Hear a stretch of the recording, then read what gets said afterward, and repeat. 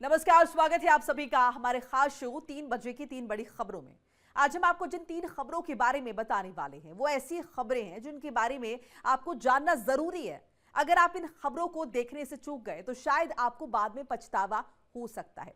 इसीलिए हम इन 3 खबरों के हर पहलू को आपको बखूबी बताएंगे, आपके साथ साझा करेंगे, साथ ही बताएंगे कि इन खबरों का आपकी निजी जिंदगी पर किस तरह का प्रभाव है, किस तरह का सरोकार ये आपसे रखती हैं। सबसे पहले बात कर लेते हैं एनसीईआरटी की विवादित किताब की, जिसको लेकर सुप्रीम कोर्ट ने कड़ा एतराज जताया है। दरअसल विवाद बढ़ता देख एनसीईआरटी ने जारी की गई सभी किताबों को वापस करने का आदेश जारी कर दिया, जिससे सीजेआई का गुस्सा किसी तरह शांत हो जाए।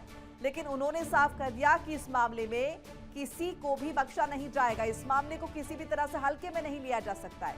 इस केस में कार्रवाई जरूरी है, ऐसे में एनसीईआरटी ने माफी भी मांगी है, लेकिन सुप्रीम कोर्ट न्यायपालिका पर सवाल उठाने वालों पर कार्रवाई करने के मूड में दिखाई दे रहा है। इस मामले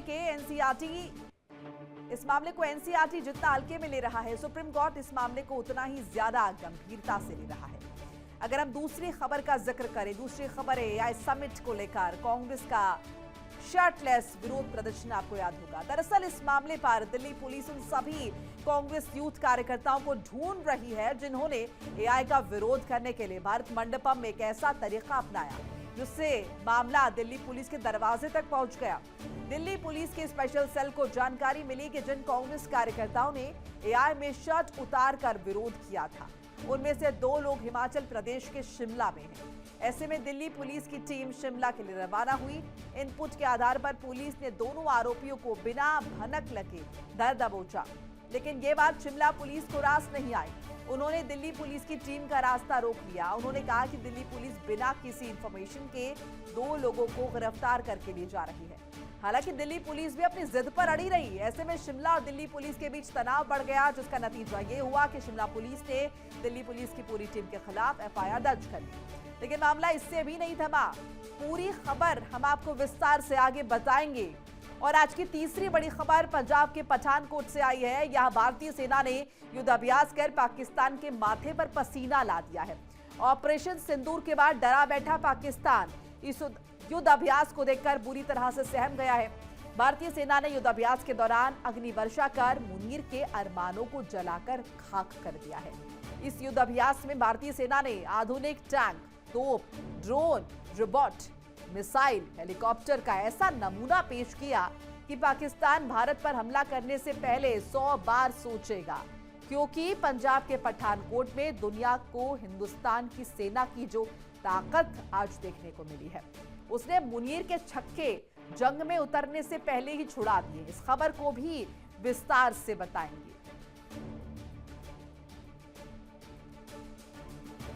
तो चलिए एक एक कर तीनों खबरों पर विस्तार से चर्चा करेंगे। और सबसे पहले हम जिक्र करेंगे एनसीईआरटी मामले का। कक्षा 8 के लिए तैयार हुई एनसीईआरटी की नई किताब ने सुप्रीम कोर्ट को हस्तक्षेप करने पर मजबूर कर दिया है। मामले की गंभीरता को देखते हुए सीजेआई सूर्यकांत ने खुद मामले पर संज्ञान लिया है। ऐसे में सवाल खड़ा होता है कि आखिर कक्षा 8 के लिए जारी हुई पार्ट 2 किताब में एनसीईआरटी ने ऐसा क्या लिख दिया जिसने सुप्रीम कोर्ट तक को एक्शन लेने के लिए मजबूर कर दिया। सुप्रीम कोर्ट ने जितनी तेजी से एनसीईआरटी की कक्षा 8 की किताब पर लगाए गए पूर्ण प्रतिबंध की बात की है, इस पर प्रतिबंध लगाया है, वो किसी राजनीतिक थ्रिलर से कम नहीं है। तकरीबन 48 घंटे तक चली हलचल, करोल बाग के बुक स्टोर की अहम भूमिका, जजेस की कॉफी मीटिंग और सीजेआई की कड़क नाराजगी, सब कुछ मिलकर बताते हैं कि कैसे मामला अखबार की एक रिपोर्ट से देश की सर्वोच्च अदालत तक पहुंचा। दरअसल एनसीईआरटी की नई किताब पॉलिटिकल साइंस की है, जिसमें न्यायपालिका में भ्रष्टाचार वाला सेक्शन देखकर सीजेआई सूर्यकांत चौंक पड़े। किताब में साफ साफ लिखा गया है कि लोग न्यायपालिका के अलग अलग स्तरों पर भ्रष्टाचार का सामना करते हैं, जिसके चलते गरीब और वंचित वर्ग न्याय तक नहीं पहुंच पाता है। किताब में एनसीईआरटी ने कुछ आंकड़ों का भी जिक्र किया है, जिन्हें आधार बनाकर एनसीईआरटी ने मुद्दा किताब में छापा है। सीजेआई सूर्यकांत के नेतृत्व वाली 3 जजेस की पीठ ने इस मामले में एनसीईआरटी के निदेशक को नोटिस जारी कर जवाब मांगा है। इसके साथ ही आदेश दिया कि छपी हुई किताबों को तत्काल प्रभाव से वापस लिया जाए, इसका सर्कुलेशन रोका जाए। सुप्रीम कोर्ट के आदेश के बाद एनसीईआरटी ने जारी की गई सभी किताबों को वापस करने का आदेश जारी कर दिया है। हालांकि इस आदेश के बाद कुछ किताबें वापस भी हुई हैं। इसके साथ ही एनसीईआरटी के अधिकारियों ने माफी मांग ली है, लेकिन सुप्रीम कोर्ट इस मामले पर कठोर कार्रवाई करने के मूड में है।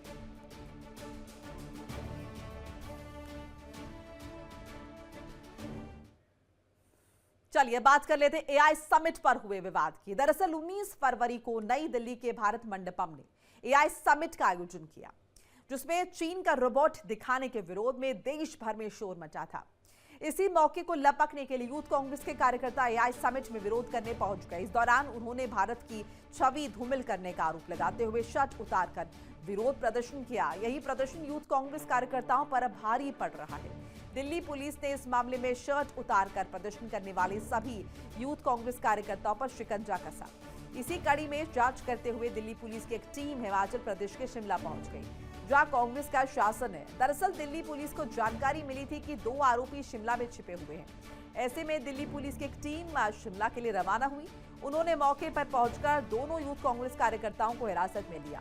इसके बाद वो लोग दिल्ली के लिए रवाना होने लगे, लेकिन इतने में ही दिल्ली पुलिस की टीम का सामना शिमला पुलिस से हो गया। उन्होंने दिल्ली पुलिस की टीम को रोका। जानकारी के मुताबिक शिमला पुलिस ने उन्हें 2 दफा रोका। दोनों के बीच हल्ला निकलने की वजह से कोर्ट का रुख किया गया, जहां से कोर्ट ने दिल्ली पुलिस को हरी झंडी दिखा दी।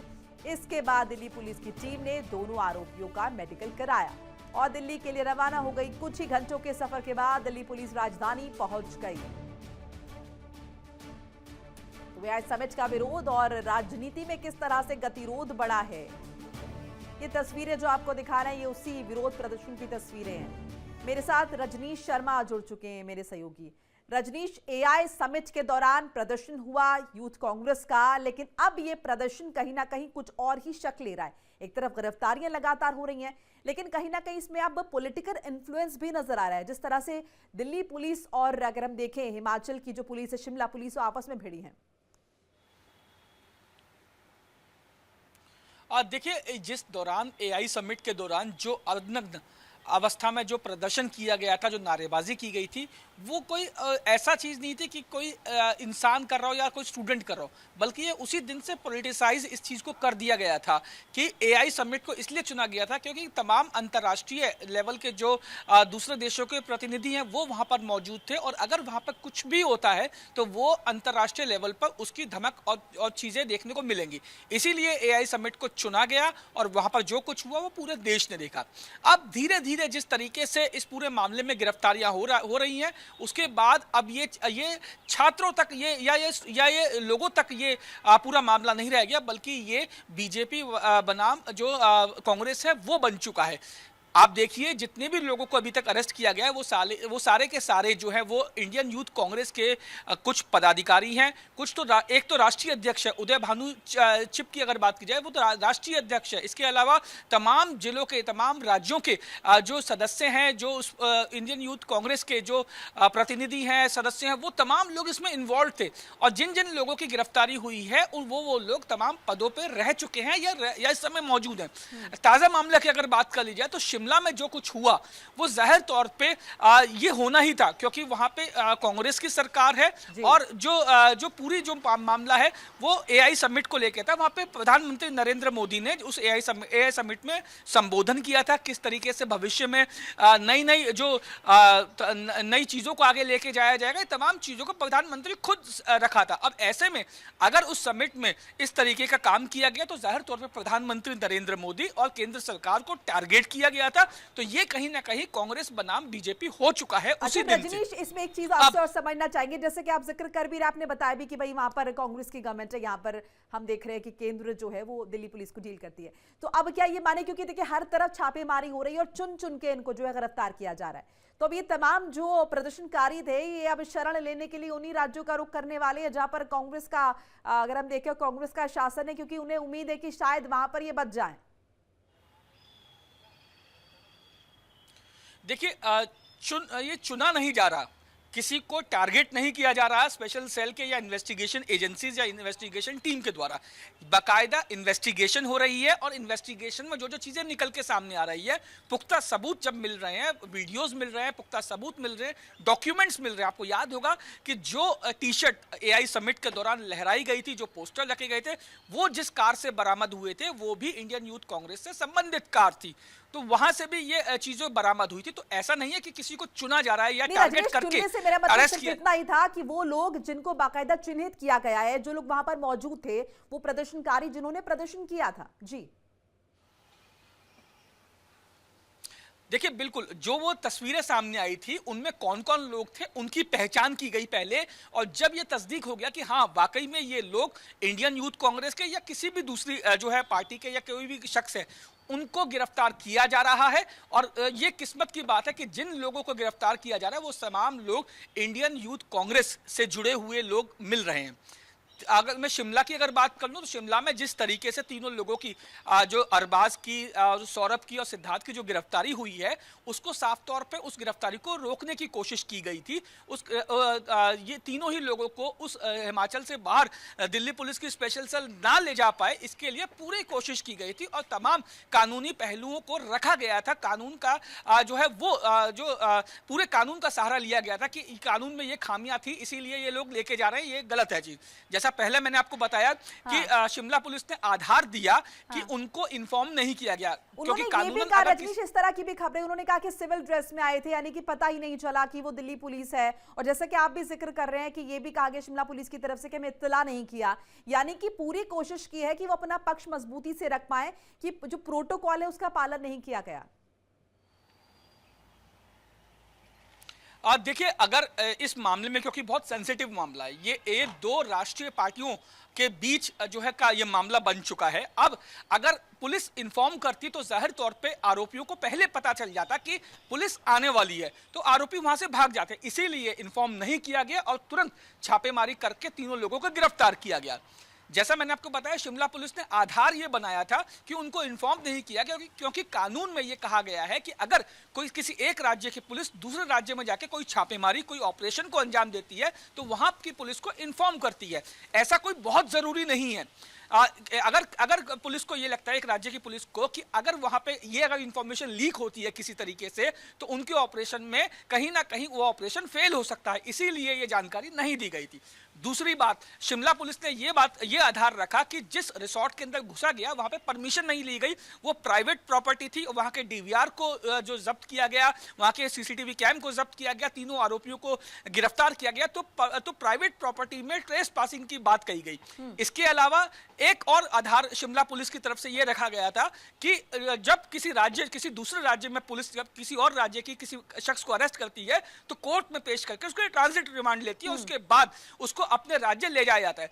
इसके एवज में दिल्ली पुलिस की स्पेशल सेल ने यह कहा कि कानून यह भी कहता है कि किसी भी आरोपी को अगर आप गिरफ्तार करते हैं तो 24 घंटे के अंदर उसका मेडिकल करवाया जाना चाहिए और 24 घंटे के अंदर ही उसे कोर्ट के अंदर पेश किया जाना चाहिए। ऐसे में अगर हम किसी भी शख्स को हिमाचल में गिरफ्तार करते हैं तो 24 घंटे के अंदर हम उसे कोर्ट में पेश करेंगे, चाहे वो हिमाचल की कोर्ट हो या दिल्ली की कोर्ट हो। ये आधार दिल्ली पुलिस की स्पेशल सेल ने रखा था। जी अच्छा रजनीश, आपको लग रहा है कि अब क्योंकि शिमला पुलिस ने भी एफआईआर कर दी है दिल्ली पुलिस के अगेंस्ट, तो ये मामला यहाँ पर रुकेगा नहीं। अब इस पर कहीं ना कहीं कांग्रेस की तरफ से अगर हम देखें, वो प्रतिक्रियाओं का दौर जो है वो तेज होगा और कहीं ना कहीं आरोप प्रत्यारोप जो है देखने को मिलेंगे। बिल्कुल बिल्कुल, ये स्वाभाविक है, ये ऐसा होना ही आने वाले समय में आपको देखने को मिलेगा कि कांग्रेस पार्टी बीजेपी पे या क्योंकि दिल्ली पुलिस जो है वो केंद्र के अंडर आती है, तो जाहिर तौर पे दिल्ली पुलिस के जरिए केंद्र सरकार पर निशाना साधा जाएगा। जो अमित शाह क्योंकि गृह मंत्री हैं, उनके अंडर ये पूरे देश की पुलिस उनके अंडर आती है और सीधे तौर पर दिल्ली पुलिस गृह मंत्री अमित शाह के अंडर। तो दिल्ली पुलिस को आधार बनाते हुए केंद्र सरकार को, खासतौर पर जो गृह मंत्री अमित शाह है, उनको टारगेट किया जाएगा कांग्रेस के द्वारा कि उनकी शह पर या उनके कहने पर इस तरीके के काम हो रहे हैं, जबकि ये पूरी जो चीज हुई है ये कानूनन स्टेप बाय स्टेप कानून को फॉलो करते हुए ही है। और ये जो पूरा मामला हुआ ये आने वाले समय में और ज्यादा राजनीतिक तूल पकड़ेगा, ऐसा मुझे लगता है। बिल्कुल, बहुत बहुत शुक्रिया रजनीश आपका तमाम बातचीत जानकारी साझा करने के लिए। आगे बढ़ जाएंगे। हिंदुस्तान की सेना ने पाकिस्तान से सटे पंजाब के पठानकोट में युद्धाभ्यास कर मुनीर के सांसों पर ब्रेक सा लगा दिया। युद्धाभ्यास के दौरान भारतीय सेना ने अग्नि वर्षा मुनीर के दिल और दिमाग में ऐसा खौफ भरा है कि मुनीर भारत पर हमला करने से पहले 100 दफा सोचे।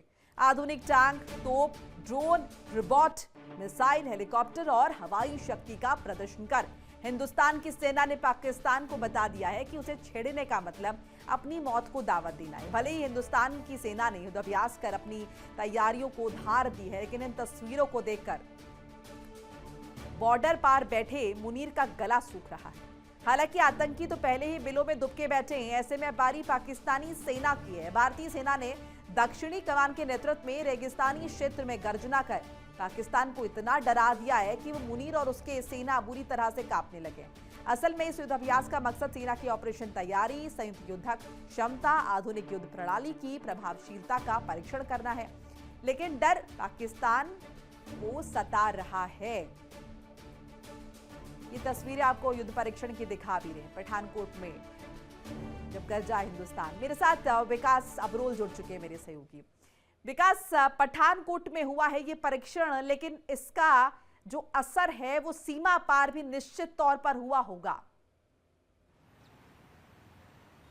जी बिल्कुल, देखिए इसका सीमा पार पर असर साफ साफ देखा गया होगा और कहीं ना कहीं उनके टांगे में जो रूह जो दोनों काम गई होंगी, क्योंकि देखिए जिस तरह से आज सेना ने अपना प्रदर्शन किया, जिस तरह से उन्होंने अपने अश्नि स्क्वाड जो है उनका जो ड्रोन का वो दिखाया, जिसमें हर तरह के ड्रोन थे, नैनो ड्रोन से लेकर बड़े ड्रोन तक जो ड्रोन उनके साथ थे, जिससे हर तरह का पे लोड लेके जाया जा सकता है। और वो ड्रोन्स भी दिखे जिन्होंने पाकिस्तान के हर जगह के हर आतंकवादी जो उनके वहाँ पे जो ठिकाने थे वहाँ पर जो नेस्तनाबूद कर दिए वो दिखाए।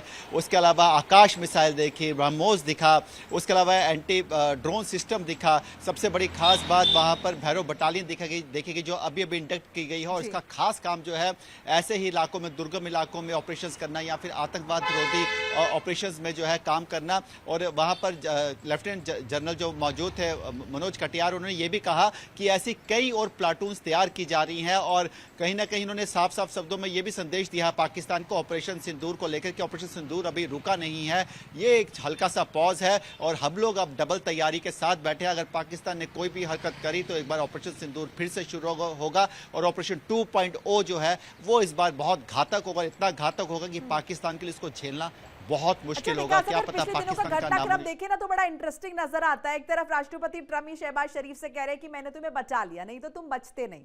ठीक है, एक तरफ हमारी तरफ से यहाँ पर आज परीक्षण ये हो रहा है, दूसरी तरफ संयुक्त राष्ट्र में लताड़ लग रही है कि आप अपनी औकात में रहिए। आपका तो मतलब आपका बेल आउट पैकेज उससे डबल तो हमारे JNK का जो एक विकास पैकेज होता है वो है। सो ये पूरा घटनाक्रम ना बड़ा इंटरेस्टिंग सा लग रहा है। जी बिल्कुल, देखिए अगर इस घटनाक्रम को देखें तो कहीं ना कहीं साफ साफ दिख रहा है कि पाकिस्तान ने जो अपनी एक हाइप बनाई थी अपने लोगों को बेवकूफ़ बनाने के लिए, वो सिर्फ सोशल मीडिया से बनाई थी। उसके अलावा पाकिस्तान के पास कुछ नहीं था। धरातल में पाकिस्तान की हालत बुरी थी, तभी वो आज ये भी उन्होंने अपनी प्रेस कॉन्फ्रेंस में ये भी कहा कि DGMO जो पाकिस्तान के है उसने हमसे कॉन्टैक्ट किया। उन्होंने बार बार ये बोला कि उसने हमसे कॉन्टैक्ट किया और हमने उनकी बात मान के इसको एक शांति जो है वो प्रस्ताव उनका माना, क्योंकि हमने जो उनको नुकसान पहुंचाना था, जो हमने जिन आतंकी कैंपों पे जो हमने जो अटैक करना था वो पहले आधे घंटे में ही हम कर चुके थे। उसके बाद पाकिस्तान ने जब रिटेलिएट किया तो फिर हमने रिटेलिएट किया, अदरवाइज हमारा काम पहले आधे घंटे में ही खत्म हो चुका था। मई के महीने में हमें दोबारा जो आक्रमण करने की जरूरत नहीं थी। अगर पाकिस्तान ऐसी ओछी हरकत ना करता तो पाकिस्तान को मुंह की ना खानी पड़ती। देखिए अगर हम युद्ध की बात करें उसमें पाकिस्तान ने मुंह की खाई, UN की बात करें वहां पे पाकिस्तान मुंह की खा रहा है। अगर हम कहीं भी किसी भी काउंसिल में किसी भी प्लेटफॉर्म पे जाएं, पाकिस्तान के झूठ लगातार जो बेनकाब हो रहे हैं। हालांकि पाकिस्तान को इस वक्त देखना चाहिए कि उसको अंदर खाते अपने लोगों से लड़ना है, अपने लोगों को संभालना जरूरी है। खैबर पख्तून, बलूचिस्तान, सिंध, ये सब पंजाब ऐसे प्रांत है जहां पर खुद ही कहीं ना कहीं विद्रोह की जो हवा है वो लगातार बढ़ती जा रही है। ऐसे में उसको भारत से अपना ध्यान हटाकर फिलहाल अपने अंदर खाते लगाना चाहिए। ये ना हो कि भारत से युद्ध लड़ते लड़ते उसके खुद के 5-6 टुकड़े हो जाए, जहां पे पाकिस्तान को खुद को समझ ना पाए कि पाकिस्तान रहा कहां है। और फिलहाल जो पाकिस्तान की हालत वो यही है कि इस समय UN से, अमेरिका से और भारत से तो लगातार लताड़ लग रही है और अब सब देशों को पता चल चुका है कि पाकिस्तान जो है सिर्फ सोशल मीडिया पे ही जो है वो युद्ध जीत सकता है। और वो भी आज उन्होंने जो लेफ्टिनेंट जनरल जो मनोज कटियार थे उन्होंने ये भी कहा कि इस बार हम ये भी ध्यान रखेंगे कि सोशल मीडिया का जो फायदा उठाने की पाकिस्तान ने कोशिश की या जो अपने लोगों को बेवकूफ बनाने की कोशिश की, इसका भी जवाब अगली बार सोशल मीडिया से जरूर दिया जाएगा। अच्छा विकास, एक और चीज जैसा कि हम सभी जानते हैं बखूबी और आप लगातार अपडेट हमें देते भी रहते हैं वहां से कि अब तमाम जो आतंकवादी हैं वो बिलों में छिपे हुए हैं, कहीं ना कहीं डरे हुए हैं, इसलिए वो अब खुलकर कुछ कर नहीं पा रहे। अब इस परीक्षण के बाद एक और कड़ा मैसेज कि बिलों में ही छिपे रहिए क्योंकि बाहर आप आ नहीं पाएंगे, कोई स्कोप हमने छोड़ा नहीं है। जी बिल्कुल, आपने सही कहा। देखिए, जब ये ऑपरेशन सिंदूर हुआ तो इसके बाद जब वो आतंकी कैंप जो उड़ाए गए पाकिस्तान के, वो वही आतंकी कैंप थे जहां से आतंक के जो इनके नेता थे, जो इनके बड़े बड़े आतंकवादी थे, वो जो यहाँ पर जम्मू कश्मीर में जो आतंकवादी हैं इनको संदेश देते थे, इनको बताते थे आगे क्या करना। उनके मरने के बाद जो है आतंकवाद के जो जितने भी आतंकवादी जम्मू कश्मीर में हैं उनमें घबराहट और बौखलाहट देखी गई। उसके बाद वो अपने अपने हाइड आउट्स में छुप गए। आप देखिए, जितने भी आतंकवादी अभी ऑपरेशन हुए हैं, सबके सब आतंकवादी जो है वो अपने अपने बिलों में छुपे हुए थे। कोई किसी हाइड आउट में छुपा हुआ था जहां मारा गया, कोई किसी ढोक घर में छुपा हुआ था जहां मारा गया। तो कहीं ना कहीं इनको पता है कि अब ये बाहर आएंगे तो मारे जाएंगे, इसीलिए अब ये सिर्फ छुप के बैठे हैं और समय का इंतजार कर रहे हैं। लेकिन हम जानते हैं कि भारतीय सीमा, जम्मू कश्मीर पुलिस जो है और सुरक्षा बल जितने भी जम्मू कश्मीर में इस वक्त पूरी तरह से जो जहां पर उनको तैनात किया गया वो पूरी तरह से चौकस है, उनको बाहर निकलने का मौका नहीं देंगे और लगातार बैक टू बैक जो है आतंकवाद खत्म किया जाएगा। देखिए, जो परसों प्रेस कॉन्फ्रेंस हुई उसमें भी जो आईजीपी ने साफ साफ कहा है कि 20 के आसपास जो आतंकवादी हैं जम्मू संभाग में बचे हैं, कश्मीर में भी ना के बराबर रह गए और वो सारे के सारे पाकिस्तानी आतंकवादी हैं। ऐसे में उनको खत्म करके अब आतंकवाद को जम्मू कश्मीर को बहुत जल्द आतंकवाद से मुक्त कर दिया जाएगा। बिल्कुल विकास, एक तरफ परीक्षण पठानकोट में हो रहा है, दूसरी तरफ अगर हम देखें तो रक्षा क्षेत्र को हम अपने मजबूत करने की दिशा में लगे हुए हैं। अभी फ्रांस के राष्ट्रपति आए ही थे दिल्ली, उनके साथ भी डील हमारी हुई है और उसके अलावा अभी प्रधानमंत्री नरेंद्र मोदी इजराइल में है, वहां से भी नई तकनीक और इन तमाम चीजों पर जो है चर्चा हो रही है। यानी कि रक्षा क्षेत्र को और ज्यादा मजबूत, अब ये तो मतलब एक ट्रेलर है और उसके बाद पिक्चर तो मतलब बाकी है। ये एक कड़ा संदेश पठानकोट से, क्यों कहें, हम कहें कि अलग अलग मंचों से पूरी दुनिया के लिए। जी बिल्कुल, देखिए, जितना हमारा डिफेंस का बजट है इतना पूरा पाकिस्तान का बजट ही नहीं है। तो आप सोच सकते हैं कि हमारे देश का जो डिफेंस है वो कितना स्ट्रांग हो रहा है। लगातार आत्मनिर्भर भारत की हम बात कर रहे हैं। आज कुछ ऐसे ड्रोन्स भी दिखाए गए जो स्वदेशी हैं, जो हमारे देश में बने हैं। उन्होंने वो तरीके भी दिखाए कि किस तरह से ड्रोन बनाए जा रहे हैं और किन किन कंपनी से बात की जा रही है। तो आप सोचिए, ब्रह्मोस मिसाइल देखिए, आकाश मिसाइल देखिए, तेजस देखिए, ये सब जो है हमारे देश के प्रोडक्ट है। तो अब हमारा देश जो है खुद इतना आत्मनिर्भर है कि हम बाहर के देशों को जो है वो डिफेंस के जो सामान है वो सप्लाई कर रहे हैं। तो ऐसे में अब पाकिस्तान को जरूर सोचना पड़ेगा कि उधार मांगे हुए ड्रोन या उधार मांगी हुई मिसाइलें, और वो चाइनीज मिसाइलें, क्योंकि देखिए चाइना का तो माल जो होता है उसकी 6 महीने से ज्यादा गारंटी वैसे नहीं होती है। और उन मिसाइलों के दम पर जो पाकिस्तान जो उछलने की कोशिश कर रहा है उसको यह ध्यान रखना होगा कि एक बार वो अपने घर में खुद चेक कर ले क्या उसके पास सामान जो है वो वाकई चलने के काबिल है या वो खत्म हो चुका है। क्योंकि हमने ये जरूर देखा था पीछे कई उनके ऐसे हथियार थे जो वो यूज करना चाहते थे लेकिन वो खराब हो चुके थे। तो ऐसे में कहीं ना कहीं पाकिस्तान की स्थिति जो है इस समय बहुत खराब है। लेकिन जब वो भारत के लिए जिस तरह से अपने लोगों को भड़काता है तो ऐसे में उसको भारत का मुकाबला करने की कोशिश तो करनी पड़ेगी, लेकिन वो भी जानता है कि भारत का मुकाबला नहीं कर सकता है। और ऐसे में आप खुद देखिए, आसिम मुनीर जैसे जो उनके फील्ड मार्शल, जिन्हें हम फील्ड मार्शल भी कहते हैं, वो जब भी अपने लोगों को संबोधित करते हैं तो बुलेट प्रूफ जैकेट पहन के संबोधित करते हैं। वो एक जो बुलेट प्रूफ शीशा भी बम उड़ता हुआ आ जाएगा, कोई भी फिदाइन उनके सामने आ जाएगा और उन्हें अपनी स्थिति के बारे में पता है। बहरहाल बहुत बहुत शुक्रिया आपका तमाम जानकारी अपडेट साझा करने के लिए। देखिए इंडिया डेली 24/7 अब आपकी स्मार्ट टीवी पर। इंडिया डेली मौजूद है सभी डिजिटल प्लेटफॉर्म पर लाइव और लगातार। इंडिया डेली 24/7 हर दिन राष्ट्र को समर्पित।